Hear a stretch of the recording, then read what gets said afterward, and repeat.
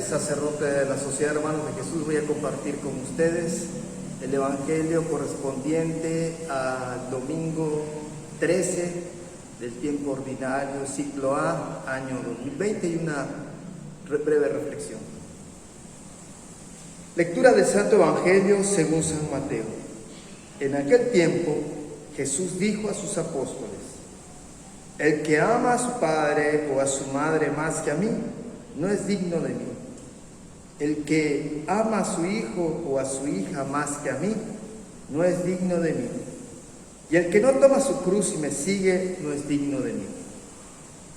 El que salve su vida la perderá, y el que la pierda por mí, la salvará. Quien los recibe a ustedes, me recibe a mí, y quien me recibe a mí, recibe al que me ha enviado. El que recibe a un profeta por ser profeta, recibirá recompensa de profeta.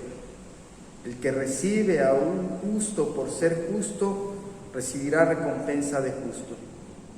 Quien diere, aunque no sea más que un vaso de agua fría, a uno de estos pequeños por ser discípulos míos, yo les aseguro que no perderá su recompensa. Palabra del Señor.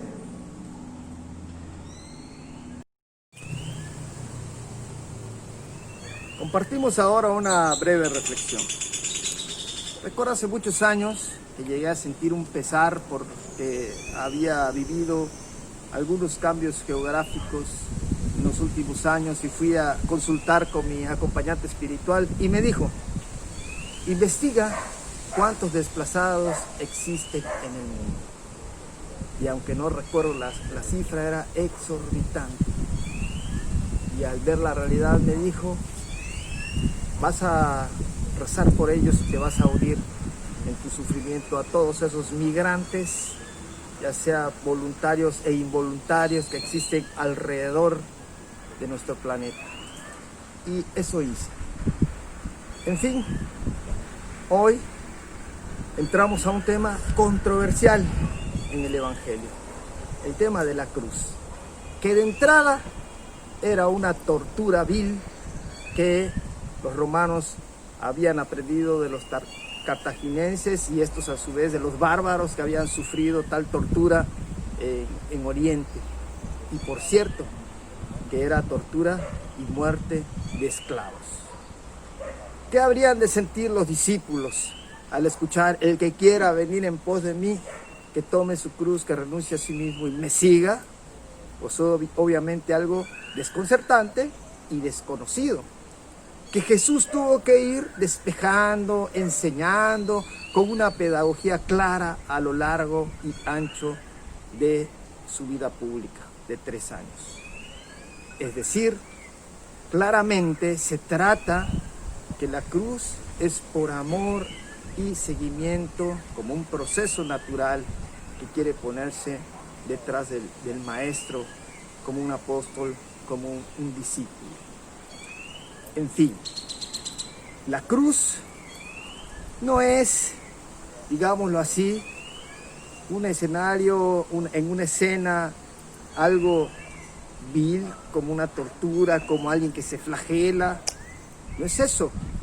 Tal vez se trate de un paso importante como renuncia al egoísmo y la apertura a las necesidades en torno al servicio del amor de nuestros hermanos necesitados alrededor. Porque las pequeñas o grandes cruces que se van teniendo a lo largo del mundo no son más ni menos que las demás personas que vivimos en el mundo. Pero ¿cuál sería la diferencia?